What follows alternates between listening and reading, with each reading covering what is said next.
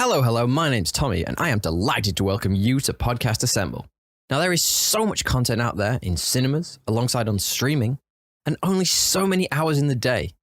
I mean, 65 with Adam Driver is only flopping right now because of Creed Chapter 3 and John Wick 4, right? Right? Well, it's bloody hard to know what should get your valuable attention. So I created this series where I watch the first episode of a thing, so you don't have to. Based, somewhat loosely at this point, off the initial impression, I tell you if you should watch it or not. That's it. It's that simple. Let's just pretend I'm not being a little reductive. If you're a fan of The Mandalorian, or hell, even Star Wars, much like myself, for a start, why not drop this video a like? But in that case, you've probably already seen the opening episodes of the third season of Din Djarin's adventures already. However, if you're a little behind, or simply hanging out on the fence for the initial reviews to come in, this might be the video for you. In case you decided to jump straight into Season 3 without any background, firstly, ballsy move. I commend that. That was a ballsy move. The Mandalorian is a space western series set in the Star Wars universe. The story follows a lone bounty hunter known as the Mandalorian. Roll credits. As he travels around the galaxy with his mysterious creature known as Baby Yoda. I mean the child, who we later found out was actually called Grogu. It's so dumb. It's so dumb, it's brilliant. No! Mando was initially hired to retrieve the little merchandising cash cow, but decided to protect him instead. Can see why. No, the red one. Show me the red wire. The red one.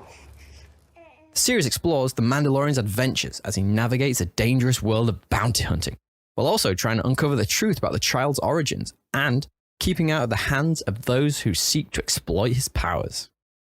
Now, Disney's track record with the galaxy far, far away is polarizing, to say the very least. Let the hate flow through you. However, over the first two seasons of the Pedro Pascal starring galaxy-spanning epic, for the most part, the House of Mouse seems to have nailed it, providing a different direction to the galaxy-spanning story, but on a smaller, more personal scale. Even if Disney hadn't announced the third season, it was pretty much guaranteed based on the fact they managed to turn about half of the Book of Boba Fett show into extending Mando's adventures. If that makes no sense, go check out our episode on the Book of Boba Fett series on Podcast Assemble, our podcast, which I've linked below. I'll wait. So with that in mind, I watched the first episode of the third season of The Mandalorian. Let's talk about if you should too. And this is a non-spoiler review.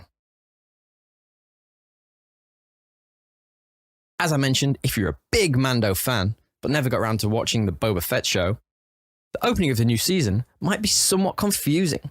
I don't get it. The previous season ended on a bittersweet note, with Grogu heading off, leaving Mando, to train as a Jedi, with none other than the legendary Luke Skywalker himself, and the Mandalorian taking his own path to restore his honor. But the show totally ignores the half-DeLorean, as I like to call it, where, in the second half of the Book of Boba Fett show, Disney executives clearly got cold feet about the direction the show was taking, and returned to Jin's story, to reunite him with his cute-ass sidekick. Clearly, for some reason, someone did not want these two being apart for too long. Oh yeah, it was probably money. Yeah, money was probably the reason why. But as I say, if you don't have time to watch every morsel of Disney content, I can see why you'd be scratching your head. The first episode follows our favourite reluctant father figure and child combo since Joel and Ellie from The Last of Us, or Kratos and Atreus in God of War, or Hopper and Elle in Stranger Things. You get where I'm going with this? Current zeitgeist tropes aside, we're thrust back into Mando's quest for redemption from his weird cult after exposing himself to a child. And without context, boy does that sound wrong. But I have been touched by your kids. And I'm pretty sure I've touched them. Side note, this does beg a strange question though. If Mandalorians can't actually look at each other, on what basis do they choose partners to procreate? Just food for thought. Din must return to the Mandalorian home planet, ironically named Mandalore, and bathe in the living waters. Sounds easy, right? Well, along the way we can expect hijinks and exciting new bad guys to deal with before a large team up in the final episode. Pedro Pascal, or at least his voice, is back for the third season, I feel like I'm talking a lot about Pedro Pascal recently, continuing to inject the show with his brand of daddy charisma, hitherto unseen. Pedro Starr has been on a meteoric rise of late, much of which can be attributed to his turn as a titular Mandalorian, though not entirely. He's an absolute favourite of mine, and is so very memeable. One of the things that makes the show so bingeable is its reversal of the classic hero trope. Mando is by trade a mercenary, and is by no means the standard light side hero. The Darksaber is pretty much the perfect weapon for him. Joining Pedro, among others, are of course his child counterpart Grogu, his adorable adoptive son. Throughout the show, the character has been through his own rather more subtle arc, and we're very interested to see where this season takes the youngling. We also have some further familiar faces in the returning Carl Weathers, Greef Karga, who got a promotion to High Magistrate. Good for you, Greef. Good for you. Also, we visit Katie Sackhoff's Bo-Katan. Now, I'm no cynic, but if prior seasons are anything to go by, early season postulating is simply to remind the audience of the friends Din has at his disposal for when a larger threat appears and he needs to call in a favor or two to get out of a bind. Speaking of, we also introduced to Gorman Shard, a pirate captain who helped Greef Karga previously, possibly splitting the High Magistrate's loyalties and setting him up to be a thorn in Mando's side. How cool are pirates, by the way? Overall, I like the character work in the show. One minor complaint I have is that it is at times a little overacted. There are times that the tone or direction of a character we have on screen simply doesn't match the scene, or is tonally inconsistent. I did not hit her. It's not true. It's bullshit. I did not hit her. I did not. Oh, hi, Mark. Though let's be honest, how on earth is anyone supposed to react to a Mandalorian who you literally can't see their reactions? Overall, I'm genuinely intrigued to know how the season progresses. Are we finally going to reach a breaking point where Din Djarin has called in one too many favors?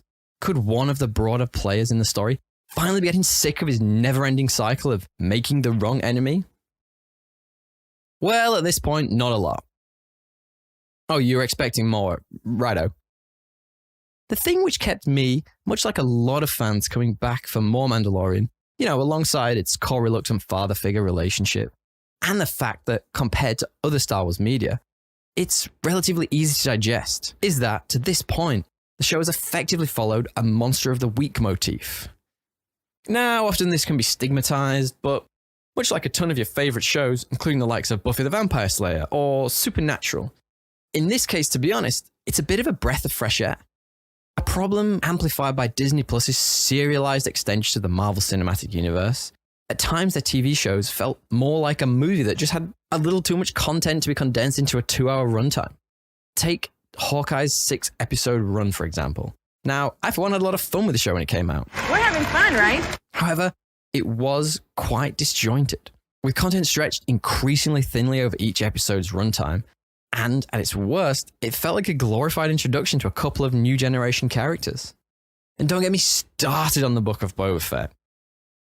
In contrast, each episode of The Mandalorian has a classic 3-act structure, a beginning, a middle, and an end. And though in many ways, yes, they do feed into a larger narrative, it never feels like you couldn't just jump in at any point. Utilizing a healthy mix of episodic and serialized content makes the show way more digestible and diverse. To be frank, this is one of the reasons why the additional content in the Book of Boba Fett show not being included is so damn jarring. Though I do think bringing Mando and Grogu back together effectively off-screen could be a little confusing for the casual viewer, it does have the resulting benefit of the show kicking straight off into the main quest. As a fan of the first 2 seasons, and with Pedro Pascal's draw being bigger than ever, expectations are running extra high for the Jon Favreau helm show. Though, as with the prior seasons, the first episode gave no indication that this was going to be any different from what we've seen before. And that in no way is a bad thing. As I've discussed, the show does a lot of things right. And it seems Jon Favreau has a really interesting take on the Star Wars universe. However, don't be surprised if this show ends with a big shootout in which the Mandalorian calls in a bunch of favors from unlikely allies to overcome whichever threat has been most prominent throughout the season. I personally am most interested to see when the creative team will break away from the comfort of the established format and do something that shakes the show up a little. My podcast co-host DL has a theory about Grogu becoming the ultimate villain of the piece.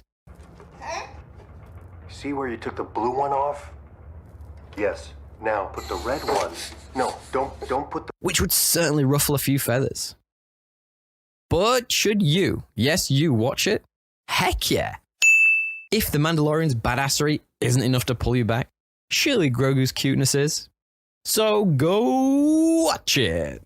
I'm open to catchphrase recommendations at this point.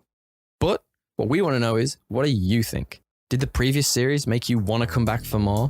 Do you think the show will touch on the same beats as previous iterations, or deliver its first departure? Let us know in the comments below, and we love it when you keep it civil. And while you're there, feel free to drop us a like, share, and subscribe. Linked below is also our website, www.podcastassemble.com, where you can find our Podcast Assemble, and a heck of a lot more. Why not join us for more geek content? Thanks for popping by, guys.